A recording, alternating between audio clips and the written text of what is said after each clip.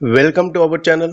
ఈరోజు మనం తెలంగాణ జిల్లా కోర్టులలో ప్రాసెస్ సర్వర్ మరియు ఆఫీసర్ సబార్డినేట్ పరీక్షల సిలబస్కు అనుగుణంగా రూపొందించిన మాక్ టెస్ట్ 33ది. ఇది అడ్వాన్స్ లెవెల్లో జనరల్ నాలెడ్జ్ మీద 45 MCQs మీకు అందించడం జరిగింది. ఇవి నాట్ ఓన్లీ కోర్ట్ ఎగ్జామ్స్ కోసమే కాదు, అన్ని పోటీ పరీక్షలకు ఉపయోగపడే విధంగా తయారు చేయడం జరిగింది. మొత్తము 45 మార్కులకు ఈ ఎగ్జామ్ ఉంటుంది. సో మీకు ఎన్ని మార్కులు వచ్చాయో మాకు మెసేజ్ ద్వారా తెలియజేయండి. అదేవిధంగా మీ సలహా సూచనలు మాకు మెసేజ్ ద్వారా తెలియజేయండి. తప్పనిసరిగా మీకు రిప్లై ఇవ్వడం జరుగుతుంది. మీకు PDF కావాలంటే మాకు మెసేజ్ ద్వారా తెలియజేయండి. త్వరలో మీకు PDF అందించడం జరుగుతుంది. First question,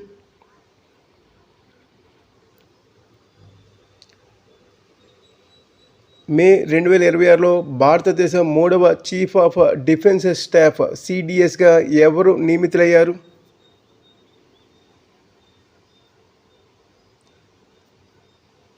answer C, lieutenant general NS Raja Subramani. Lieutenant general NS Raja Subramani భారతదేశ 3వ CDSగా నియమితులయ్యారు. ఆయన జనరల్ అనిల్ చౌహాన్ తర్వాత ఈ బాధ్యతలు చేపట్టారు.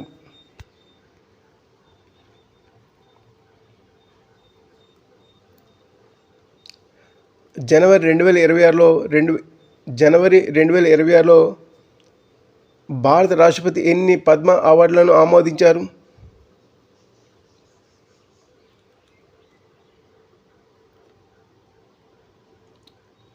ఆన్సర్ సి, 131 అవార్డులు ఆమోదించారు, పద్మ అవార్డులను. ఇక్కడ 131 అవార్డులు ఆమోదించారు. 2026 సంవత్సరానికి రాష్ట్రపతి 131 పద్మ అవార్డులను ఆమోదించారు. 5 పద్మ విభూషణ్, 13 పద్మభూషణ్ మరియు 113 పద్మశ్రీ పురస్కారాలు ఉన్నాయి.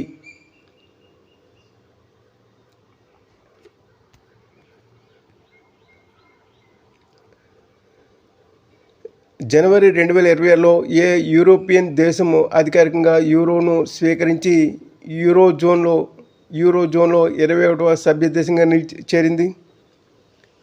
జనవరి 2026లో ఏ యూరోపియన్ దేశం అధికారికంగా యూరోను స్వీకరించి యూరోజోన్లో 21వ సభ్య దేశంగా చేరింది? Answer B, Bulgaria. ఇక్కడ జనవరి 2026న బల్గేరియా యూరోను అధికారికంగా స్వీకరించి యూరోజోన్లో 21వ సభ్య దేశంగా చేరింది. ఇది యూరోపియన్ ఏకీకరణ ముఖ్యమైన మైలురాయి.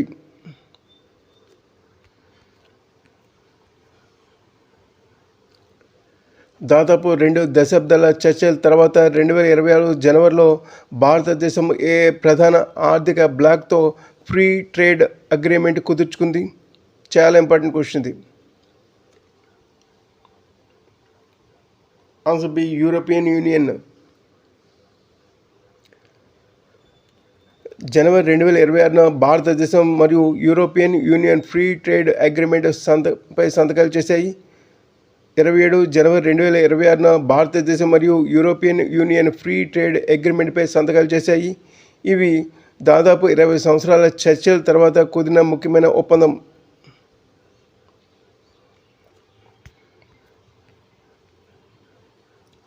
రెండు 2026 కామన్వెల్త్ గేమ్స్ అధికారిక మస్కట్ పేరు ఏమిటి?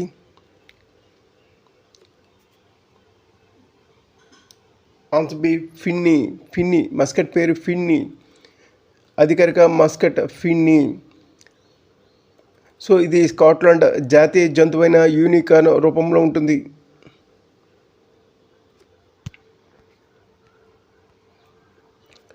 జూలై 2026లో భారతదేశపు తొలి స్వదేశీ హైడ్రోజన్ పవర్డ్ ట్రైన్ ఏ మార్గంలో ప్రారంభమైంది?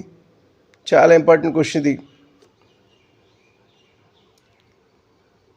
ఆన్సర్ బి, జింద్ మరియు సోనీపట్ మధ్య ఈ యొక్క తొలి స్వదేశీ హైడ్రోజన్ ట్రైను నడపబడింది. 17 జూలై 2026న ప్రధాని నరేంద్ర మోదీ దీన్ని ప్రారంభించారు. ఇది నార్థన్ రైల్వే జింద్ మరియు సోనీపట్ మధ్య నార్థన్ రైల్వే హర్యానాలోని నార్థన్ రైల్వే జింద్ మరియు సోనీపట్ మధ్య భారతదేశపు తొలి హైడ్రోజన్ పవర్డ్ ట్రైన్ ప్రారంభమైంది.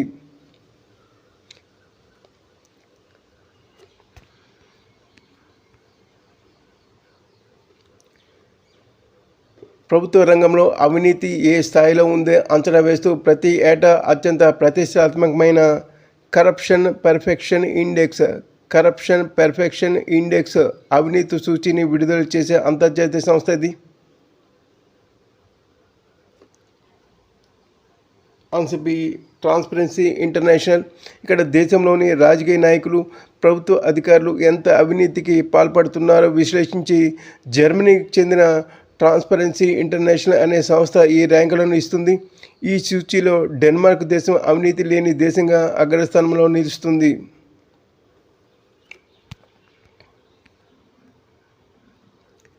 2026 సంవత్సరానికి గాను ఏ ప్రముఖ సీనియర్ భారతీయ నటుడికి మరణానంతరం పద్మవిభూషణ్ అంటే భారతదేశ 2వ అత్యున్నత పౌర పురస్కారం వరించింది. Answer B Dharmendra Singh Deol. Bollywood legendary నటుడు ధర్మేందర్ సింగ్ డియోల్కు కళా విభాగంలో జనవరి 25, 2026న పద్మవిభూషణ్ పురస్కారాన్ని మరణానంతరం ప్రకటించారు.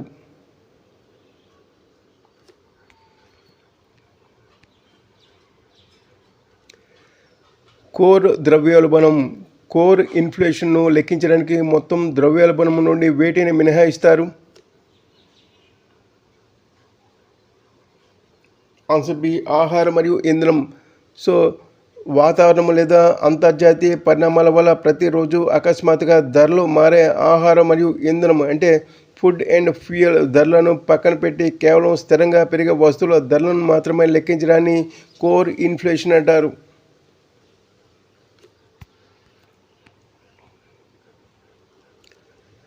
మార్కెట్ నిర్మాణంలో వస్తువులను అమ్మేవాళ్ళు అంటే సెల్లర్స్ చాలామంది ఉన్నప్పటికీ ఆ వస్తువులను కొనేవాడు మాత్రం కేవలం ఒక్కడే అంటే సింగిల్ బయ్యర్ ఉన్నట్లయితే ఆ విచిత్రమైన పరిస్థితిని ఏమంటారు?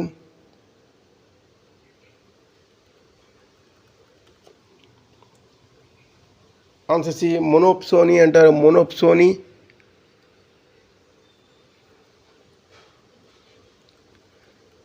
ఏకక్రీత స్వామ్యం అంటారు తెలుగులో. అమ్మేవాడు ఒక్కడే ఉండి ఇష్టం వచ్చిన ధరలకు అమ్ముకుంటే దాన్ని మోనోపలి అంటారు. కానీ ఇక్కడ కొనేవాడు ఒకడే ఉంటాడు. దాంతో వాడు ఎంత ఇస్తే అంతకే మిగతా వాళ్ళు అమ్ముకోవాల్సి వస్తుంది. దీన్ని మోనోప్సోనీ అంటారు.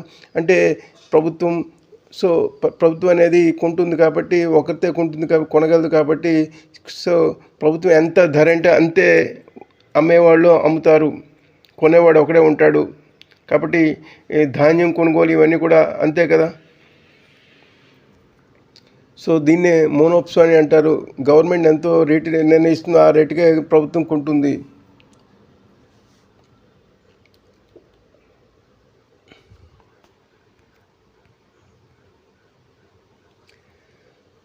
భారతదేశపు స్థూల జాతీయ ఉత్పత్తి జీడిపి మరియు జాతీయ ఆదాయాన్ని లెక్కించడానికి ప్రభుత్వం ఒక ఆధార సంవత్సరాన్ని ప్రామాణికంగా తీసుకుంటుంది. ప్రస్తుతం వాడుతున్న ఆధార సంవత్సరం ఏది? Base year. ఆధార సంవత్సరం అంటే బేస్ ఇయర్ చాలా ఇంపార్టెంట్ క్వశ్చన్ ఇది. ప్రస్తుత ఆధార సంవత్సరం ఏంటంటే ఆన్సర్ డి 2022-23 ఆధార సంవత్సరం. ఇదివరకైతే ఆధార సంవత్సరంగా 2011-12 ఉండేది. ఇప్పుడు ప్రస్తుతం అయితే 2022-23 బేస్ ఇయర్ ఆధార సంవత్సరం. వస్తువుల ఉత్పత్తి పెరిగి జీడిపి పెరిగిందా లేక కేవలం వస్తువుల రేట్లు పెరగడం వల్ల జీడిపి పెరిగినట్లు కనిపిస్తుందా అనేది ఖచ్చితంగా తేలాలంటే ఈ బేస్ ఇయర్ ధరలతో పోల్చి చూస్తారు. ప్రస్తుతం భారత ప్రభుత్వం 2022-23 సంవత్సరం నాటి ధరలనే ఆధారంగా తీసుకొని దేశ వృద్ధి రేటును లెక్కిస్తుంది. చాలా ఇంపార్టెంట్ క్వశ్చన్ ఇది.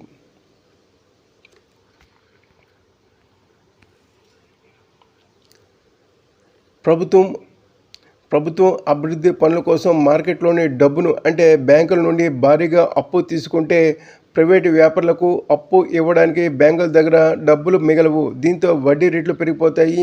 ఆర్థిక శాస్త్రంలో ఈ ప్రభావాన్ని ఏమంటారు?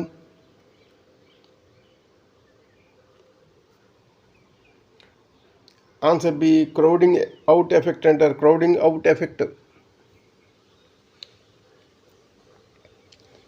సో ఒక పెద్ద వ్యక్తి అంటే ప్రభుత్వము గదిలోకి వచ్చి అక్కడ ఉన్న వనరులన్నీ అంటే డబ్బులన్నీ వాడేసుకుంటే చిన్న చిన్న వ్యక్తులు అంటే ప్రైవేటు వ్యక్తులు అక్కడి నుండి బయటికి వెళ్ళిపోవాల్సి వస్తుంది. బ్యాంకుల్లో ఉన్న డబ్బులన్నీ ప్రభుత్వమే అప్పుగా తీసుకుంటే కొత్తగా పరిశ్రమలు పెట్టే ప్రైవేటు వ్యక్తులకు రుణాలు దొరకవు. దీంతో దేశంలో పెట్టుబడులు తగ్గిపోతాయి. దీన్నే క్రౌడింగ్ అవుట్ ఎఫెక్ట్ అంటారు.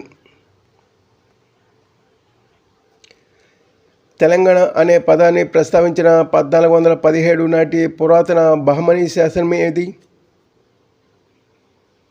చాలా ఇంపార్టెంట్ క్వశ్చన్ ఇది. ఆన్సర్ బి తెల్లాపూర్ శాసనం.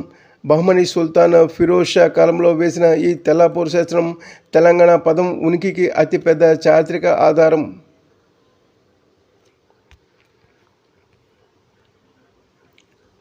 హనుమకొండలో నక్షత్రాకారంలో నిర్మితమైన 1000 స్తంభాల గుడిని ఏ కాకతీయ చక్రవర్తి నిర్మించాడు? చాలా ఇంపార్టెంట్ క్వశ్చన్ ఇది. ఆన్సర్ బి రుద్రదేవుడు. కాకతీయ రాజు రుద్రదేవుడు 1163లో నిర్మించిన ఈ గుడిలో శివుడు విష్ణువు సూర్యులకు 3 గర్భగుడులు ఉంటాయి. అంటే దీన్నే త్రికూటాలయం అంటారు. త్రికూటాలయం.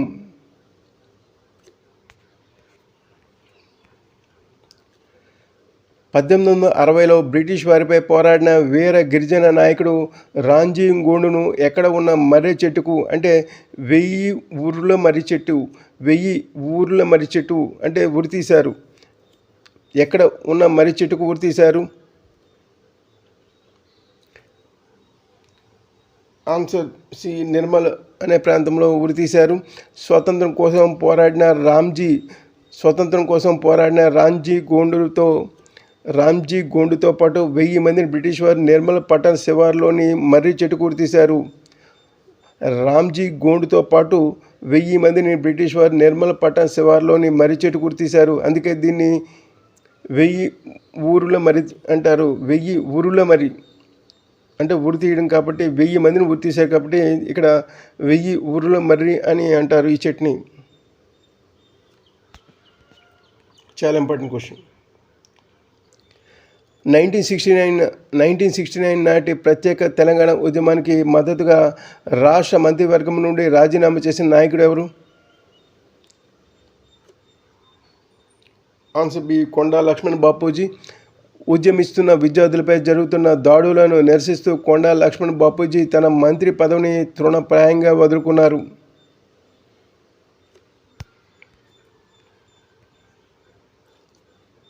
హైదరాబాద్లోని ప్రసిద్ధ కుతుబ్ షాహీ సమాధుల నిర్మాణాన్ని ప్రారంభించిన సుల్తాన్ ఎవరు? ఆన్సర్ ఏ సుల్తాన్ కులీ కుతుబ్ ముల్క్.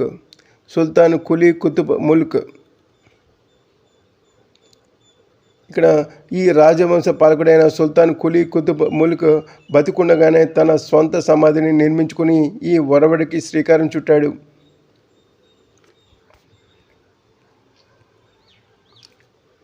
తెలంగాణ రాష్ట్ర అధికారిక పుష్పమైన తంగేడి పువ్వు యొక్క శాస్త్రీయ నామం ఏమిటి? చాలా ఇంపార్టెంట్ క్వశ్చన్, ఎన్నోసార్లు ఎగ్జామ్లో అడిగారు. Answer C సెన్నా అరిక్యులేటా. యొక్క శాస్త్రీయ నామం ఏంటంటే సెన్నా అరిక్యులేటా. బతుకమ్మ పండుగలో అత్యంత కీలకంగా వాడే ఈ తంగేడి పువ్వుకు ఆయుర్వేదంలో కూడా ఎంతో ప్రాముఖ్యత ఉంది.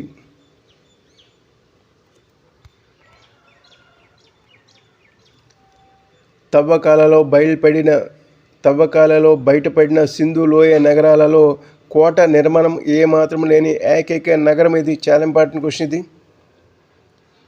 Answer C Chanhudaro. మిగతా నగరాల మాదిరిగా ఇక్కడ కోట గోడలు లేవు. ఇది కేవలం పూసలు తయారు చేసే పారిశ్రామిక వాడ. మిగతా నగరాల మాదిరిగా ఇక్కడ కోట గోడలు లేవు. ఇది కేవలం పూసలు తయారు చేసే పారిశ్రామిక వాడ చన్హుదారో.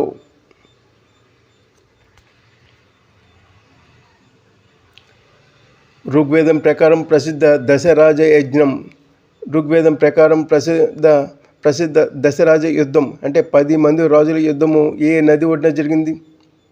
చాలా ఇంపార్టెంట్ క్వశ్చన్ ఇది.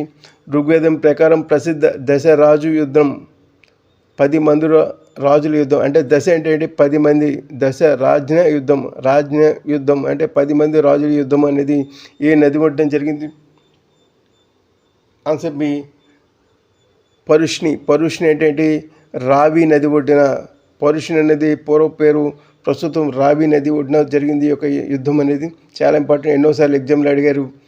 సో సుదాసుడు అనే రాజు 10 మంది రాజుల సైన్యాన్ని ఈ పరుష్ని అంటే ప్రస్తుత రావి నది ఒడ్డున వీరోచితంగా ఓడించాడు. సుదాసుడు అనే రాజు 10 మంది రాజుల సైన్యాన్ని ఈ పరుష్ని అంటే ప్రస్తుత రావి నది ఒడ్డున వీరోచితంగా ఓడించాడు. బౌద్ధ మతాన్ని మహాయాన, హీనయాన శాఖలుగా విభజించిన 4వ బౌద్ధ సంగీతిని ఎవరి కాలంలో జరిగింది? 4వ బౌద్ధ సంగీతి ఎవరి కాలంలో జరిగింది? చాలా ఇంపార్టెంట్ క్వశ్చన్. ఆన్సర్ బి కనిష్కుని కాలంలో జరిగింది. కుషాణ చక్రవర్తి కనిష్కుడు కాశ్మీర్లో నిర్వహించిన ఈ సభలోనే బుద్ధుడిని దేవుడిగా పూజించే మహాయాన శాఖ ఆవిర్భవించింది.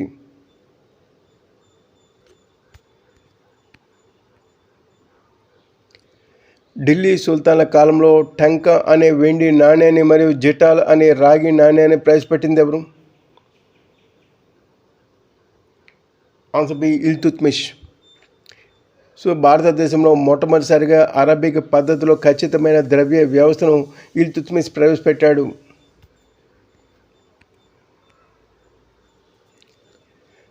ఫతేపూర్ సిక్రీలోని బులందర్ దర్వాజాను అక్బర్ తన ఏ ఘన విజయానికి గుర్తుగా నిర్మించాడు?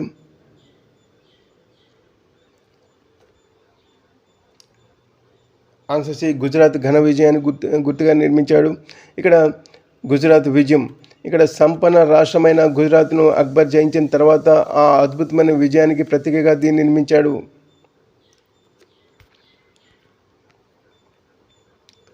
1857 సిపాయిల తిరుగుబాటులో లక్నో అంటే అవధ్ ప్రాంతంలో తిరుగుబాటుకు నాయకత్వం వహించిన గొప్ప రాణి ఎవరు? Answer B Begum Hazrat Mahal. Dalhousie దౌర్జన్యంగా అవధ్ రాజ్యాన్ని ఆక్రమించుకున్నప్పుడు బేగం హజరత్ మహల్ లక్నోలో బ్రిటిష్ వారిని వీరోచితంగా ఎదిరించింది.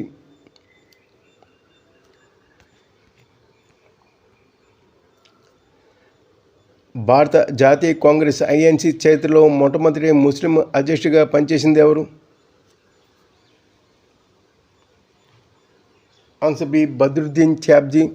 హిందూ ముస్లిం ఐక్యత కోసం పోరాడిన బద్రుద్దీన్ ఛాబ్జీ 1887లో మద్రాసులో జరిగిన 3వ కాంగ్రెస్ సమావేశానికి అధ్యక్షత వహించారు.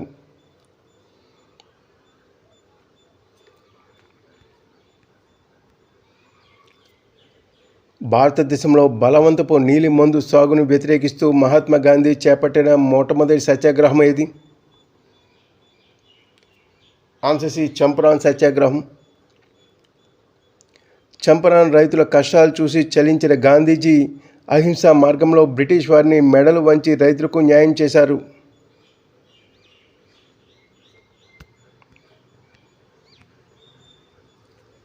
(1939) కాంగ్రెస్ అధ్యక్ష పదవికి రాజీనామా చేసిన తర్వాత సుభాష్ చంద్రబోస్ స్థాపించిన కొత్త రాజకీయ పార్టీ ఏది? చాలా ఇంపార్టెంట్ క్వశ్చన్ ఇది. Answer B Forward Bloc. గాంధీజీతో సిద్ధాంతపరమైన విభేదాలు రావడంతో దేశ యువతను సాయుధ పోరాటం వైపు నడిపించడానికి సుభాష్ చంద్రబోస్ ఈ ఫార్వర్డ్ బ్లాక్ను స్థాపించారు.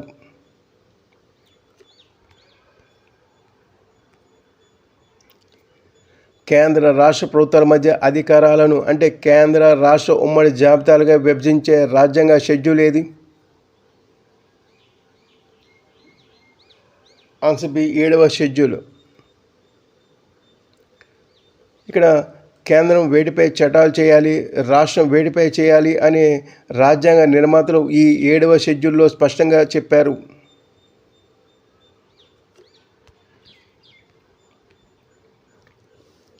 భారత రాష్ట్రపతిని పదవి నుండి కఠినంగా తొలగించే మహాభియోగ తీర్మానం ఇంపీచ్మెంట్ ప్రక్రియ గురించి ఏ రాజ్యాంగ ఆర్టికల్ వివరిస్తుంది? Answer B article 61.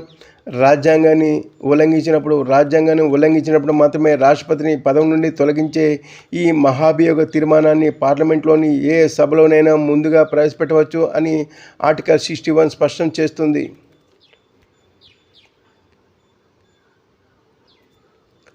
రాజా జమీందార్ లాంటి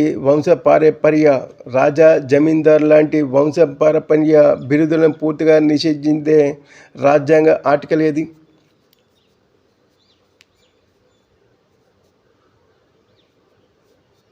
చాలా ఇంపార్టెంట్ క్వశ్చన్ ఇది. రాజా జమీందార్ లాంటి వంశపారంపర్య బిరుదులను పూర్తిగా నిషేధించే రాజ్యాంగ ఆర్టికల్ ఏది? Answer D article 18. ఆర్టికల్ 18 ప్రజాస్వామ్యంలో అందరూ సమానమే అని చాటి చెబుతూ ఆర్టికల్ 18 ఈ బిరుదులను రద్దు చేసింది.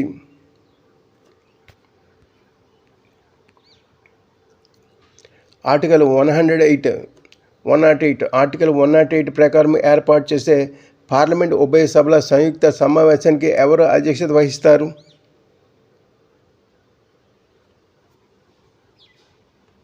ఆన్సర్ సి లోక్సభ స్పీకర్ అధ్యక్షత వహిస్తారు. ఈ మీటింగ్ను ఏర్పాటు చేసేది రాష్ట్రపతి అయినా దానికి చైర్మన్గా వ్యవహరించేది మాత్రం లోక్సభ స్పీకర్ మాత్రమే. ఈ మీటింగ్ను ఏర్పాటు చేసేది రాష్ట్రపతి అయినా దానికి చైర్మన్గా వ్యవహరించేది మాత్రం లోక్సభ స్పీకర్ మాత్రమే.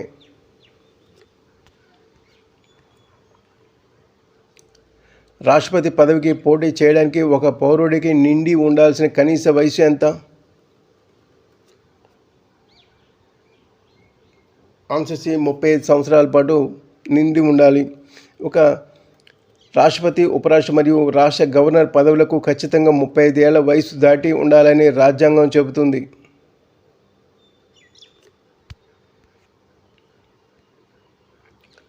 చట్టపరమైన సలహాలు ఇవ్వడానికి భారత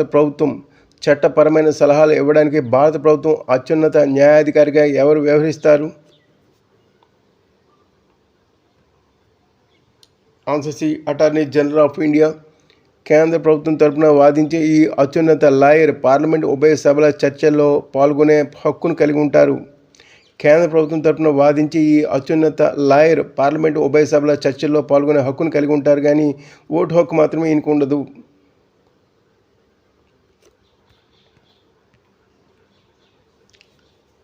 పన్నులు, అప్పులకు సంబంధించిన ద్రవ్య బిల్లు, మనీ బిల్లు గురించి ఏ రాజ్యాంగ ఆర్టికల్ నిర్వహిస్తుంది? Answer B article 110. పన్నులు పెంచాలన్నా కొత్త పన్నులు వేయాలన్నా ఖచ్చితంగా ద్రవ్య బిల్లును లోక్సభలోనే ప్రవేశపెట్టాలి. దీనిపై రాజ్యసభకు పవర్ ఉండదు, ఎటువంటి అధికారం రాజ్యసభకు ఉండదు. శాసన మండలికి ఎన్నికైన సభ్యుడి పదవీకాలం ఎన్ని సంవత్సరాలు ఉంటుంది? ఆన్సర్ సి 6 సంవత్సరాలు ఉంటుంది. ఈ సభ ఎప్పటికీ రద్దు కాదు. ఇందులో గెలిచిన ప్రతి సభ్యుడి పదవీకాలం 6 ఏళ్ళు ఉంటుంది.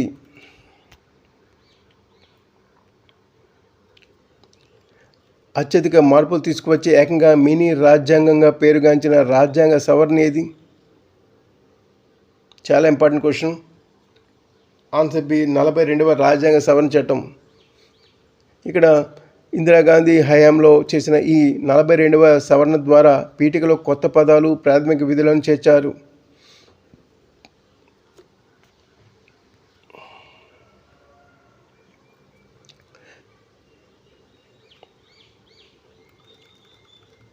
నేపాల్, భూటాన్ మరియు చైనా అనే 3 దేశాలతో సరిహద్దును పంచుకుంటున్న ఏకైక రాష్ట్రం ఇది. చాలా ఇంపార్టెంట్ క్వశ్చన్.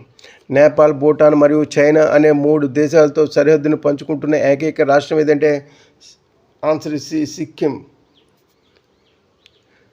భారత మ్యాప్లో తల భాగంలో చిన్నగా కనిపించే ఈ పర్వత రాష్ట్రానికి 3 వైపులా 3 విదేశాలు సరిహద్దులుగా ఉంటాయి.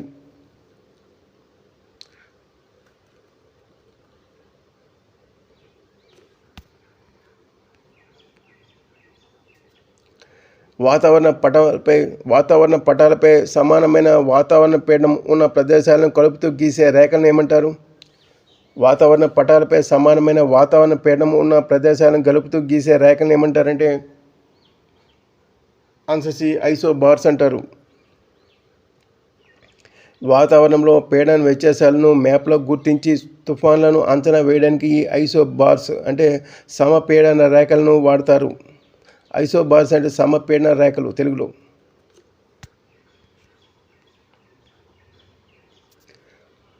భారతదేశం గుండా వెళ్ళే అంటే కర్కట రేఖను 2 సార్లు దాటే నది ఏది? చాలా ఇంపార్టెంట్, ఎన్నోసార్లు ఎగ్జామ్లో వచ్చింది. భారతదేశం గుండా వెళ్ళే కర్కట రేఖను 2 సార్లు దాటే నది ఏది?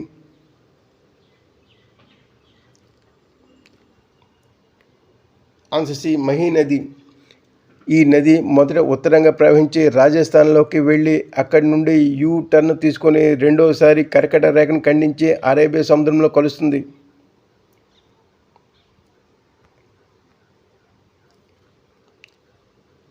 జీలం నది నీటితో ఏర్పడి భారతదేశంలోనే అతిపెద్ద మంచినీటి సరస్సుగా ప్రసిద్ధి చెందిన కాశ్మీర్ సరస్సు ఏది? ఆన్సర్ బి ఓలార్ సరస్సు. ఓలార్. ఇక్కడ హిమాలయాల్లో భూమి పలకల కదలికల వల్ల ఏర్పడిన అతిపెద్ద పలపు ప్రాంతంలోకి జీలం నది నీరు చేరి ఈ ఓలార్ సరస్సు ఏర్పడింది. హిమాలయాల్లో భూమి పలకల కదలికల వల్ల ఏర్పడిన అతిపెద్ద పల్లపు ప్రాంతంలోకి జీలం నది నీరు చేరి ఈ ఓలార్ సరస్సు ఏర్పడింది. దేశంలో పులులను రక్షించడానికి ప్రతిష్టాత్మకమైన ప్రాజెక్ట్ టైగర్ను ఏ సంవత్సరంలో ప్రారంభించారు? చాలా ఇంపార్టెంట్ క్వశ్చన్ ఇది. Answer C 1973. వేటగాళ్ల వల్ల పులులు అంతరించిపోతుంటే ప్రభుత్వం మేల్కొని 1973లో ఈ ప్రాజెక్టు చేపట్టి పులుల సంఖ్యను పెంచగలిగింది.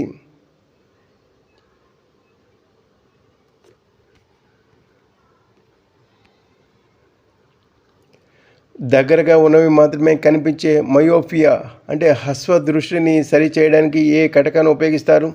చాలా ఇంపార్టెంట్ క్వశ్చన్ ఇది. ఆన్సర్ బి కన్కేవ్ లెన్స్ పుటాకార కటకం. కంటిలోని కిరణాలను కొంచెం విడదీసి కరెక్ట్గా రెటీనా మీద పడేలా చేయడానికే ఈ పుటాకార కటకంని వాడతారు.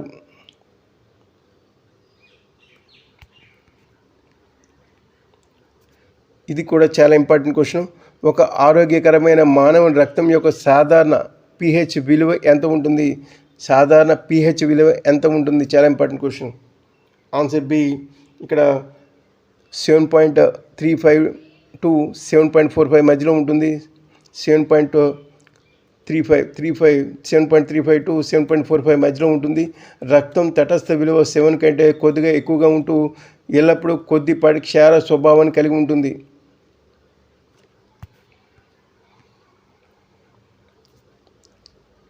కాంతి కిరణాలను వంచే కటక సామర్థ్యాన్ని అంటే పవర్ ఆఫ్ లెన్స్ కొలవడానికి ఉపయోగించే SI ప్రమాణం ఏది?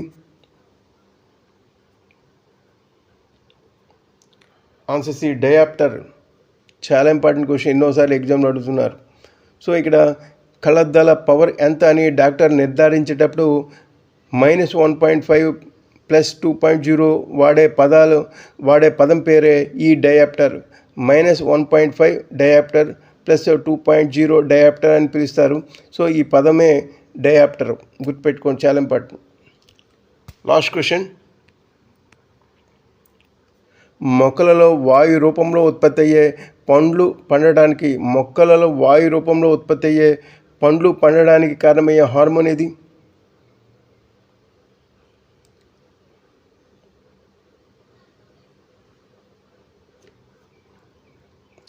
Answer D ethylene. గదిలో పండిన